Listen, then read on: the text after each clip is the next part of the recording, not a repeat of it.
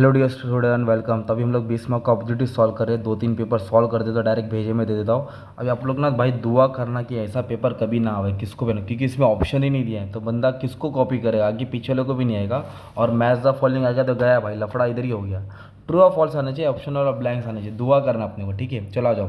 Business of one existing company taken over by another company. एक business दूसरे business का खरीदता है तो उसको अब्जॉर्प्शन बोलते हैं। क्या बोलते हैं? अब्जॉर्प्शन। ओके।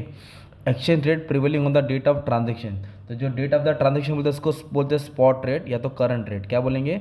स्पॉट रेट या तो current rate. Foreign currency is the currency other than, मैंने याद करा था शॉर्ट नोट में, रिपोर्टिंग। ओके, रिपोर्टिंग आंसर आएगा।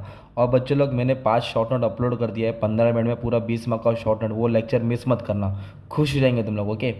और शॉर्ट नोट से तुमको ऑब्जेक्टिव भी ईजी हो जाएगा अगर सुनेंगे तो। इधर क्या बोला बच्चा? When share alert to underwriter, तो अंडर राइटर अकाउंट क्या होता है भाई? डेबिट होता है। क्या होता है? डेबिट।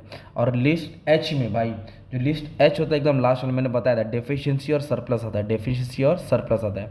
इन अमलगमेशन प्रिलिमिनरी एक्सपेंस किधर ट्रांसफर होता है? शेयर होल्डर अकाउंट के डेबिट में। किधर आएगा? Debit side. Dash ratio use for exchange share under amalgamation. तो अमलगमेशन में कौन सा रेशियो होता है बच्चा? Intrinsic value. क्या होता है? इंट्रिंसिक वैल्यू रेशियो होता है। और underwriting commission is calculated on which price? Issue price. क्या आएगा? इशू प्राइस पे कमीशन चार्ज होता है। ओके, ये याद रखने का था। और सिक्योर क्रेडिटर लिस्ट बी में आता है। किस में आता है? List B. Asset specifically pledge वाला रहता है ना। Liability of LLP is limited to the extent on their, कितना? ऑन देयर कैपिटल, मतलब जितना कैपिटल है उससे ज़्यादा लायबिलिटी होगी नहीं। और गवर्नमेंट ड्यूज कैसा क्रेडिटर होता है? Preferential creditor. क्या आएगा? Preferential creditor, preferential.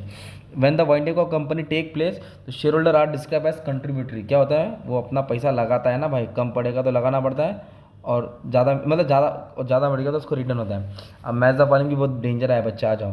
तभी दिए है अमल के मशीन। तो अमल के मशीन में 2 और मोर लिक्विडेशन होता है, 2 खत्म होता है और एक नया होता है, मतलब इसका आंसर ये है, थर्ड है। एवरेज रेट बोले तो मीन होता है। ओके, एवरेज मतलब मीन, ये वर्ड ही याद कर लो। ओके।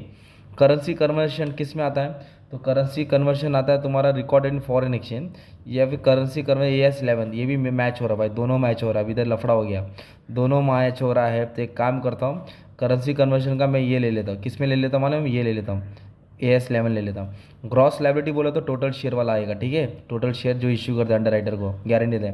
अकाउंटिंग ईयर से, अकाउंटिंग ईयर क्या है बंटी? अकाउंटिंग ईयर की हाँ ईयर एंडिंग, ये तो ईजी लग रहा है। चलिए यही है। कमीशन ऑन शेयर 5% से ज़्यादा नहीं रहेगा। ओके। और अमाउंट ऑफ एक्सचेंज डिफरेंस किधर रहेगा? Recorded in foreign fluctuation account. चलिए ये बराबर मैच हो गया, ये भी राइट है। मार्क एप्लीकेशन जिसपे क्या होता है? स्टैम्प होता है, सील होता है ना, स्टैम्प। मतलब इसका आंसर ये है बच्चा, क्या है? 8 नंबर है। फिर बोला कमीशन ऑन डिबेंचर 3% से ज़्यादा नहीं रहता है, तो ये वाला मार्क कर लेता हूँ। ओके। इधर बोला डेजिग्नेटेड पार्टनर इन LLP, कम से कम कितना? 2 डेजिग्नेटेड पार्टनर होता है। ओके, ये वाला रहेगा। Purchase consider Amal commission of company, amount किसको पे करते हैं? शेयर होल्डर को। किसको पे करते हैं? परचेस मेथड में शेयर होल्डर को, ये वाला है। कंपलसरी वाइंड अप के लिए NCLT के पास जाना पड़ेगा। किसके पास? NCLT। ऐसा मैच है तो खत्म हो जाएगा भाई। और एक पेपर है और एक मैच है तुम्हारे लिए, बताता हूँ। जूनी बुक है, ओल्ड इज गोल्ड होता है। ओके। अब ये क्वेश्चन ये आंसर है भाई, डायरेक्ट याद कर लेते। ऑब्जर्वेशन मतलब वन और more liquidation, no formation. Okay, observation मतलब एक खत्म होएगा, कोई नया फॉर्मेशन नहीं होता है, अमल के मशीन में होता है। अनमार्क मतलब विदाउट एनी स्टैम्प, याद रहेगा, unmark without any stamp. Non monetary stock होएगा, नॉन मॉनेटरी स्टॉक मैंने शॉर्ट टर्म में बताया। और मॉनेटरी बोले तो cash, bill, receiver. Capital reserve excess of net asset over, excess of net asset याद रखना। Okay, over liability. Registration LLP 2008, ये तो एक्ट याद है। इक्विटी शेयर को ओन फंड बोलते हैं। डेफिशिएंसी लिस्ट है, अभी बताया ना मैंने डेफिशिएंसी। स्टेटमेंट ऑफ फेयर किसको सबमिट करना पड़ता है? लिक्विडेटर को। और करेंसी कन्वर्शन AS11 अभी बताया। एमल्गमेशन एडजस्टमेंट रिजर्व में क्या आएगा मालूम है? क्या जो रिजर्व बैलेंस शीट में ट्रांसफर करते हैं, और ये इसमें ये भी आता है, स्टैट्यूटरी रिजर्व आता है और एक्सपर्ट प्रॉफिट रिजर्व भी आता है, याद रखना। ऑफिशियल लिक्विडेटर कौन ओपन करता है? Central government. और परचेस कंसिडरेशन कैसा है? नेट एसेट मेथड है भाई। मैच है तो खत्म हो जाएंगे तुम लोग भाई, ध्यान देना। और ये ट्रू ऑफ फॉल्स, इसका फोटो ले लो, क्योंकि जो मैंने शॉर्ट नोट बताया, जो ब्लैंक से भी रीड किया, तो वो रीड करने से तुमको ट्रू ऑफ फॉल्स का भी आइडिया आ जाएगा। ओके, इसका स्क्रीनशॉट लेके अच्छे से प्रैक्टिस कर लेना। पेपर अपलोड कर दियो, अच्छे से समझा दियो, पेपर पैटर्न बता दियो, कॉस्ट का भी तैयार कर दिया, इको का भी बना रहा हूँ, कॉमर्स का भी बना रहा हूँ। बस ये बोलने का तुम्हारे लिए मैं बहुत मेहनत कर रहा हूँ, तुम लोग भी अच्छे से पास हो जाओ। KT नहीं लेना है, सब पालो, KT मत पालो, ठीक है। चलो पाओ पाओ कर दो कमेंट में। Thank you very much and all the best for exam. Love you all.